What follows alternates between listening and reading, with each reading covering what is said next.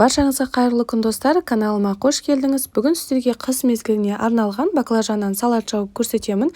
Дәл осы рецептпен мен жылда жабамын, сіздермен бөлісуді жөн көрдім. Қыс бойы рахаттанып жейтін боласыз.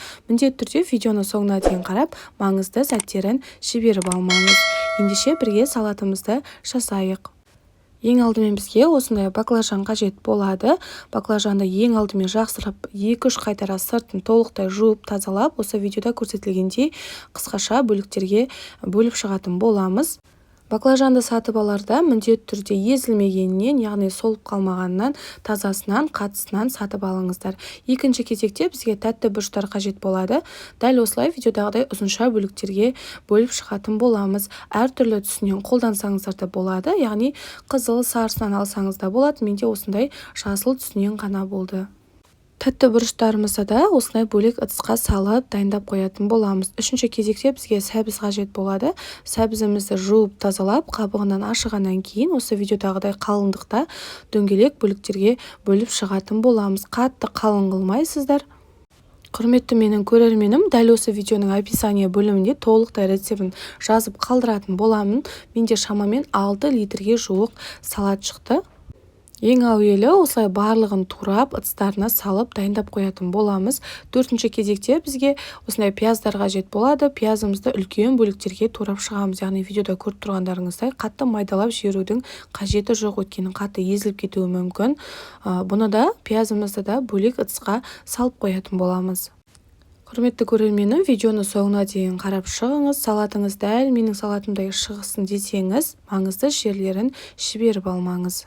Ендігі кезекте қызанақтарымызды алып, жуып, тазалап аламыз. Керек емес жерлерін осылай кесіп алып тастаңыздар. Қызанақты сатып алған кезде міндетті түрде езілмегенінен, яғни босап, шірімегенінен жақсысынан таңдап алыңыздар. Барлығының керек емес жерін алып болғаннан кейін өзіңізге ыңғайлы етіп кесіп алатын боламыз. Мен қазір ручной блендермен жақсылап езіп алатын боламын. Ешқандай да түйіршік қалмағанша осылай толықтай езіп аламыз. Егер де сізде ет тартқыш болса, ет тартқыштан өткізіп алсаңыздар да болады. Мінекей біздің салатқа қосылатын қоспалардың барлығын осылай алдын ала турап дайындап аламыз. Ендігі кезекте газ отымызға қоятын кастрюлеміздің ішіне сұйық майымызды қойып, және де үстіне осылай ең астына бірінші пиязымызды салатын боламыз. Салған кезде қолыңызбен осылай ашып-ашып жіберіп салыңыздар. Мен осыны үлкен кастрюльға қайнататын боламын, өйткені барлығы жақсы араласу үшін. Пиязымыздан кейін осындай ең астына сәбізімізді жібереміз, өйткені сәбіз кішкене білесіздер қатты болады.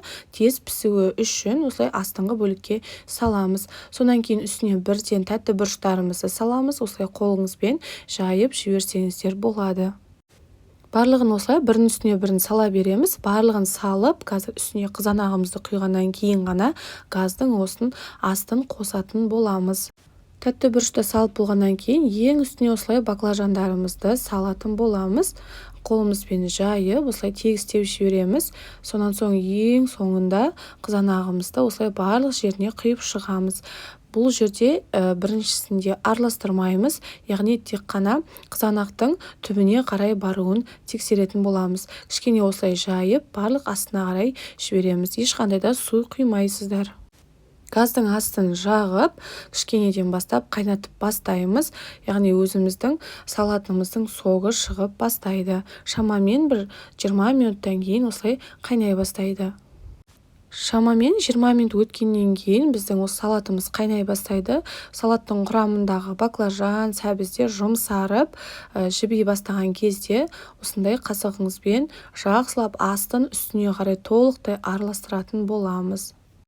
Салатыңыздың сочный, яғни сулы болғанын қаласаңыз, помидорды көбірек салыңыз, яғни қызанақты блендерге көбірек өткізіп салсаңыз болады. Үстіне осылай аскөгімізді саламыз және кішкене 2 бастай болатын ащы бұрышымызды турап саламыз, және де сарымсақты да салатын боламыз. Дәл осы видеоның астында айтқанымдай барлық рецептін толықтай жазып қалдырамын, сол жерден қарасаңыздар болады. Жақсылап бір рет араластырып, бір 10 минуттай тағы да бір рет баяу отта қайнатып аламыз. 10 минут өткеннен кейін осы лавр жапырағын және түйіршіктелген қара бұрышымызды салатын боламыз. Тағы да жақсылап араластырамыз. Қорықпаңыздар, ешқандай да салатымыз езілмейді. Осылай өзінің формасын сақтап, ыстық тағам ретінде ұсынсаңыздар да болады. Осы жерде ең соңында тұзы мен қантын салатын боламыз. Оны да описание бөлімінен қарасаңыздар болады. Жолда дәл осы рецептпен жабамын. Міндетті түрде сіздермен бөлісуді жөн көріп, осылай видеоға түсіріп алдым. Егер де сіздерге ұнаса, менің видеома лайк басып, комментарий жазып, тіркеліп алуды сұраймын. Мінекей салатымыз қайнап жатыр. Осылай жай отта бұрқылдатып, қайнатып қоямыз. Шамамен жарты сағаттай толықтай қайнатыңыздар. Өйткені бізде баклажаннан болғаннан кейін толықтай қайнатуымыз қажет. Банкаларыңызды өзіңіздің ыңғайыңызға қарап, мантоваркаге немесе чайниктің үстіне қойып, су моншасына қойып алсаңыздар болғаны. Салатымызды банкамызға құймастан бұрын салаттың дәмін көретін боламыз. Егер де сізге ұнап жатса, осылай банкаға толтырып құйып, бетіне крышкасын жауып, осылай бұрап жауып тастай берсеңіздер болады. Бірден ыстықтай жауып тастауыңыз қажет.